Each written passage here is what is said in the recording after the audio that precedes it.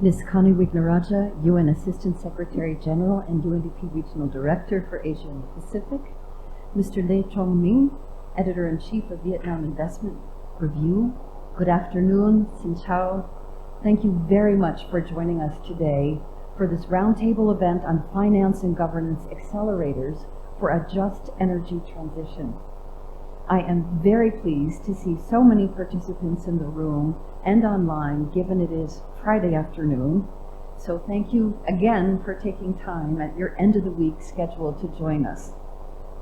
At the outset, I would like to thank Mr. Lê Trong Minh, Editor-in-Chief of the Vietnam Investment Review, for hosting the roundtable in this wonderful venue and for your leadership in organizing the event.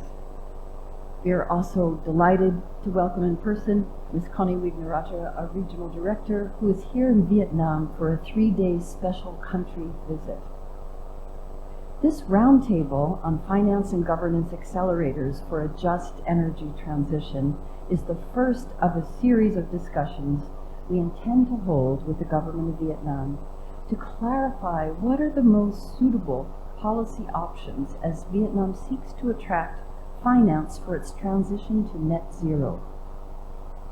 At COP26 in November 2021, Prime Minister Pham Minh Chinh made a commitment to achieve net zero carbon emissions by 2050 and phase out of coal power. The Prime Minister has also just approved the National Climate Change Strategy, which sets out a clear roadmap to meet net carbon emissions by 2050.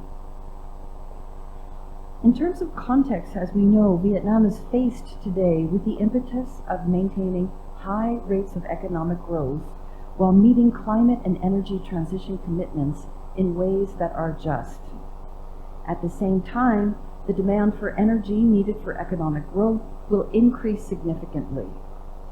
As a manufacturing hub, businesses and sectors will continue to demand increasing sources of energy. And at the same time, as we shift to fossil fuel-based energy to renewable. Recording in progress. Thank you. As we know well, and I think many of you know here, the challenges we have are threefold. The first is investing in renewable power generation. Secondly, is investing in energy efficiency and energy transition, especially of transport, industry, construction, and agricultural sectors. And thirdly, is protecting workers and the vulnerable. In the roundtable this afternoon, we are discussing and unpacking key factors, policy, technical, financial, social, and governance, that could help accelerate a just energy transition and attract green investment and create a conducive environment for private business, both national and international, to contribute.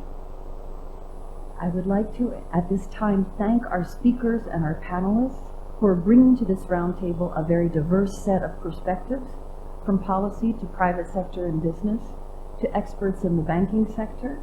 Your perspectives will help us to identify the most pressing bottlenecks that, if unlocked, will help increase the flow of finance for a just energy transition.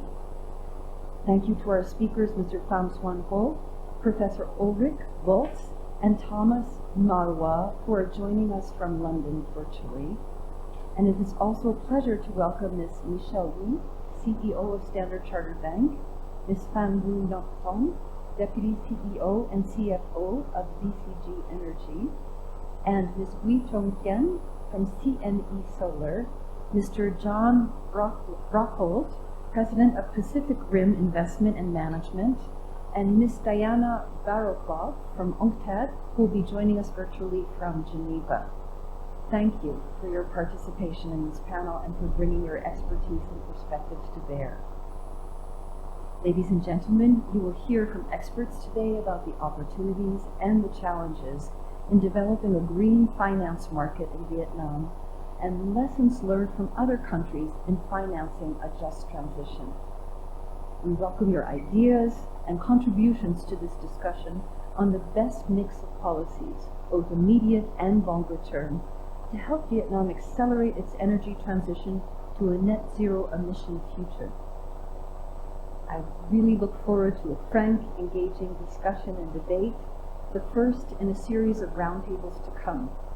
So without further ado, thank you, Sin Kang, and I wish you all great health and a fantastic session this afternoon.